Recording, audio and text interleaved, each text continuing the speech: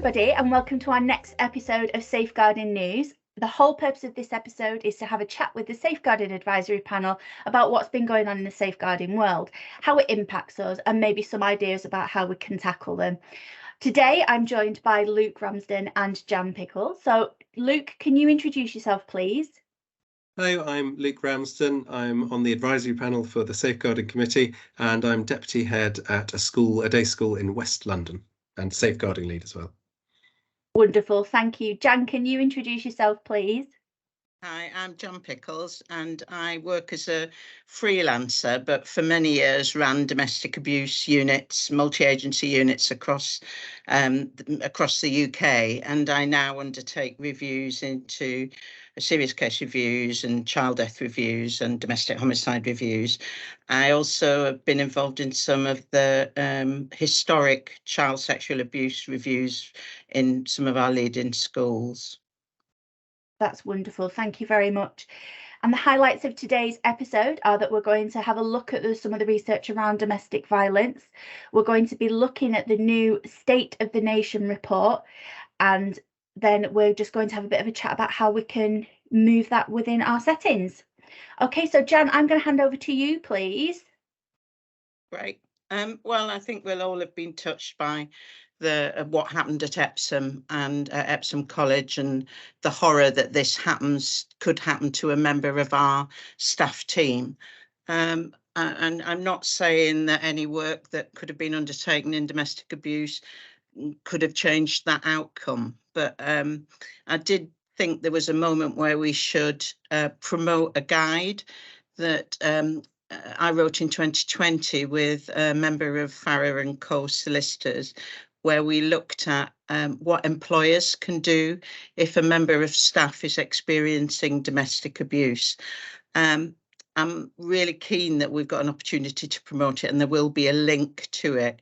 The guide's quite simple, and it takes people through step by step, and it explains domestic abuse, government definition, and the impact on victims. So there is if you are not up to date with information around the prevalence of domestic abuse, then that would be quite useful for you, and promoting it certainly within your schools and academies. It also explains why it's a key issue for employers, including the impact on the worker who's the victim and their performance. There's a cost element in terms of output. There's the impact on co-workers in terms of the performance within school, but there's also that terrible personal story and the impact when things go badly wrong that it can have across the whole of your institution. Within it, we consider complex scenarios of when abuse enters a workplace, whether it be a school or wherever, and it gives guidance and implementing a workplace strategy with a simple guide for a workplace strategy, how you can intervene earlier rather than using heavier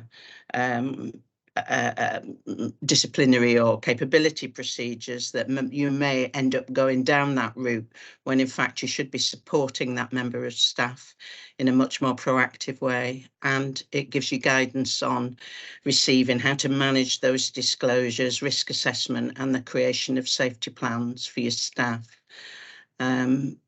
Most schools will be very familiar with how we manage high-risk domestic abuse cases because of Operation Encompass now. So you're used to receiving requests for information for discussion of cases at Marriott. And you'll be used to sharing that information, but it's suddenly, when it's happening within your staff team, we are talking about the unthinkable, that our colleagues could be living with domestic abuse. And if we talk about 1 in 3 female members of the population experiencing domestic abuse at some point across their life, and 1 in 6 men, then there are going to be some teachers within that group.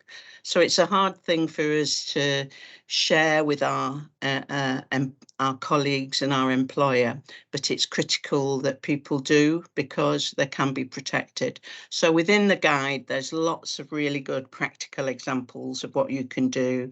And I think having somebody within your HR team or a bursar trained to recognise and respond to domestic abuse is an essential for any organisation, any school. There's lots of really good simple examples, so I would like to encourage you to look at that guide and to make sure that you've got a workplace policy and that you've got the support in place, so that if at any point any of you've got any concerns about another member of staff, we act early and we act quickly. Absolutely. Do you know, and I think that schools are so heightened to look for those symptoms that for parents coming in for domestic abuse, that sometimes you don't even think about that it could be affecting your staff. Yeah. I think that, you know, you're so focused on the children that you're with, and the same for any sector really that's working with children. You're so focused on the children and their families that you almost become blind to the people that you're working with, don't you? And it's that classic statement when you're looking at safeguarding and looking after the children is you've got to have looked after yourself first. Is that sort of first aid principle of you need to be healthy and safe yourself before you can help others. And I think that's a really important part of those school leadership teams, looking carefully at how they support staff in all the sorts of areas, but I think in particular this one heightened, as you say, recently, so that the staff can be able to support their own children, the students in the school. So it is, in a sense, it's one remove, but it is absolutely, it's a foundation stone for child safeguarding as well, is that we're looking after our staff. Well, for 10 years, I ran a multi-agency domestic abuse unit, and we every week would have referrals on professionals. Some of them were midwives, some of them were health visitors, some of them were teachers, some of them were architects, some of them ran huge organisations.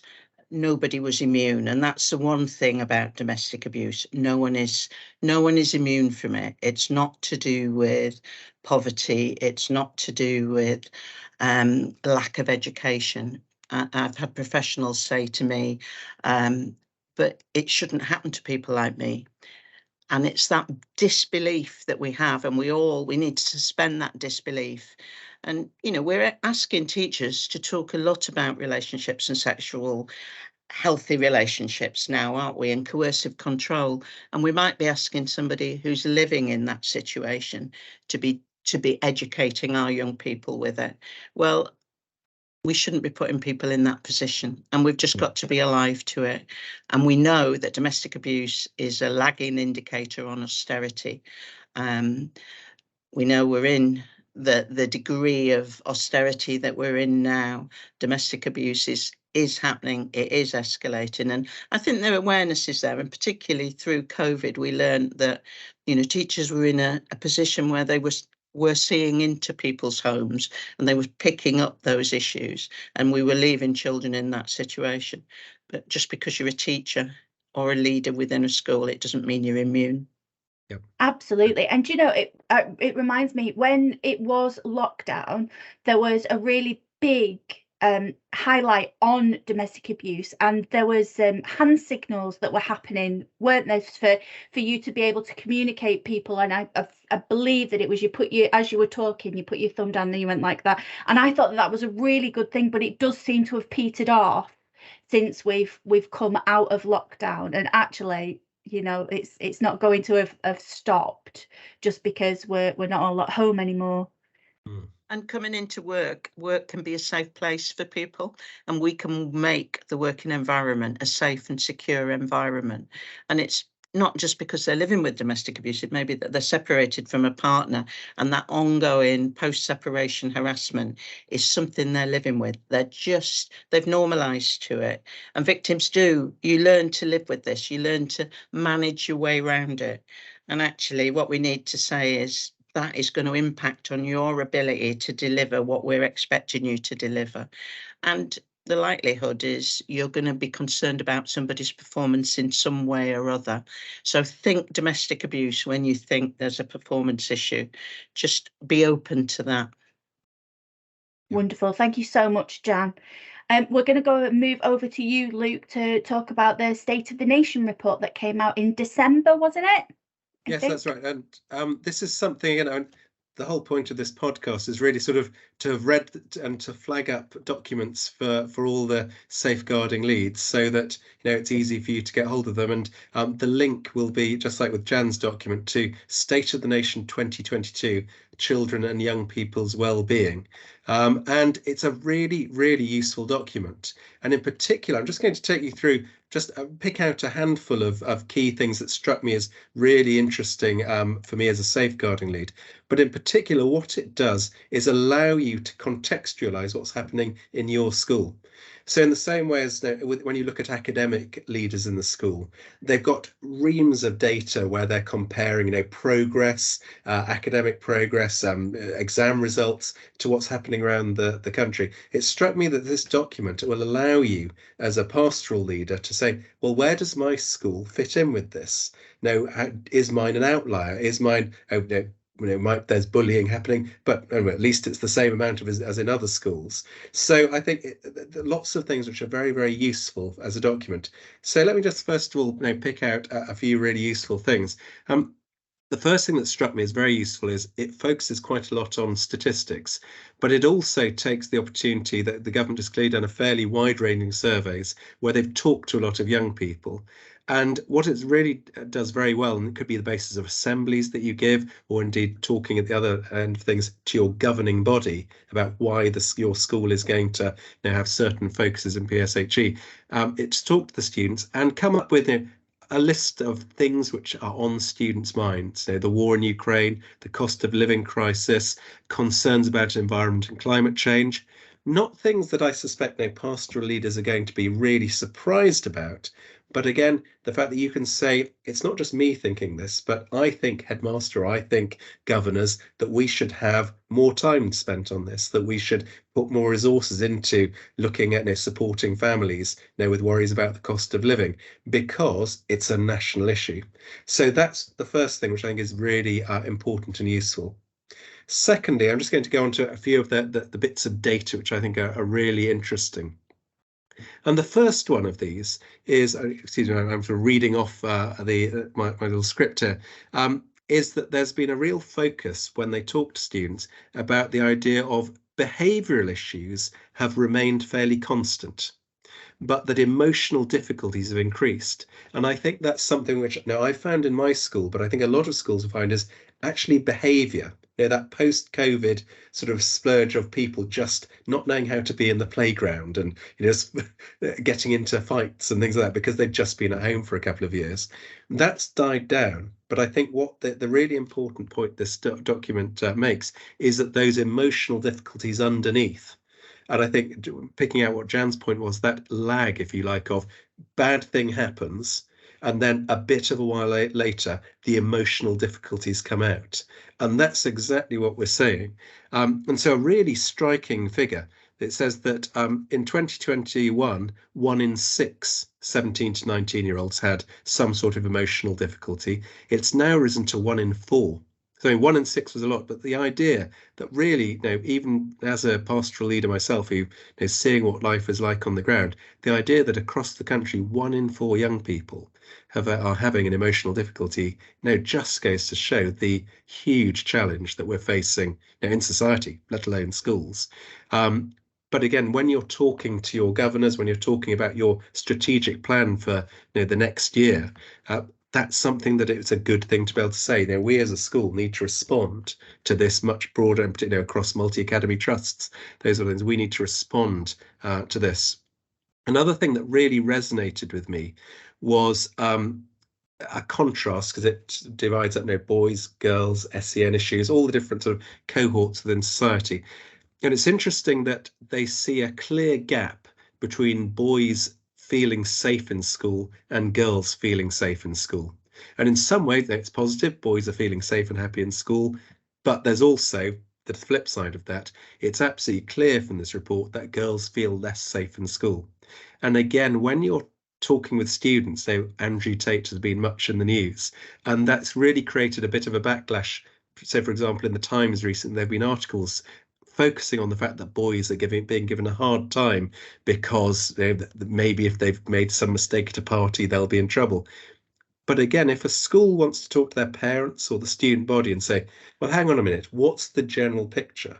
The fact that a statistical sort of sample of students across the country, girls are just having a tougher time in school, and that's seen from student voice across the country, I think is a really powerful bit of information that you can say, we're not just launching a witch hunt. We're not just trying to be difficult. It is just factual that on the ground, girls are finding it more difficult emotionally in school, and whatever else is happening, that level of support that is needed is something we need to do. So I think that bit of information fits very sensibly in with the broader discussion that schools are having about consent, misogyny, ideas like that.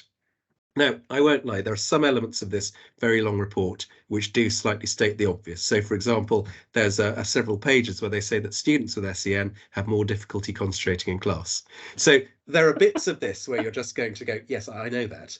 But I think it's those bits that are perhaps pulling out more sort of interesting figures, which are particularly interesting.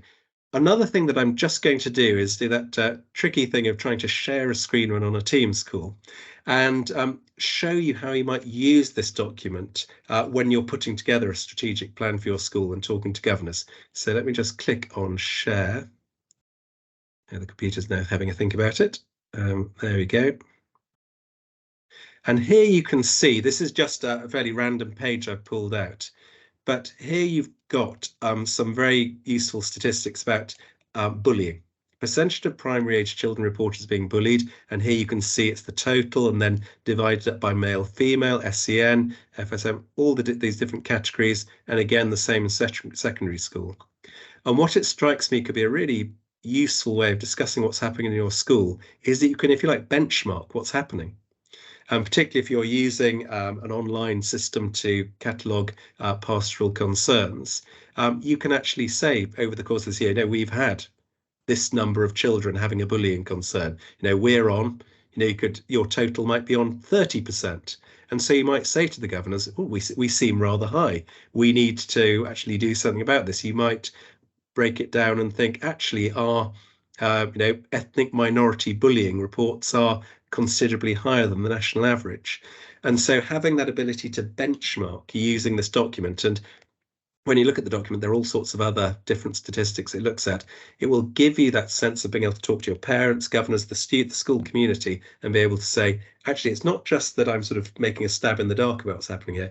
I can see that in my school, this thing is not as good. Or indeed, celebrating success, you can say to your governors, oh, this is fantastic. Our school is on 15%. It's much lower than the national average. So on both sides, and I'll just stop sharing my screen now, it's a document which I think can be really helpful to you as a school leader to benchmark and look around at the rest of the country and see what's happening. So follow the link, have a look yourself. As I said, there are a number of bits which are stating what might be described as the obvious, but there are also some very interesting elements to it. And I think in particular that idea of planning ahead, which I'm always so keen to do in safeguarding and pastoral care, particularly with resources getting tighter. How can you justify, let's invest this much in a new school counsellor, let's do this to support the students. And if you've got the facts behind you, that's going to help when you're asking for your money when you're coming to the next year's budget. So hopefully I've helped pastoral leads.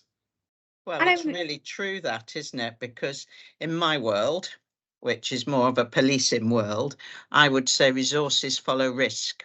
So if you can demonstrate that you've got, and it might be that your reporting is very low and you're saying the national average is high. Well, actually, that might be, it means that you're not doing enough.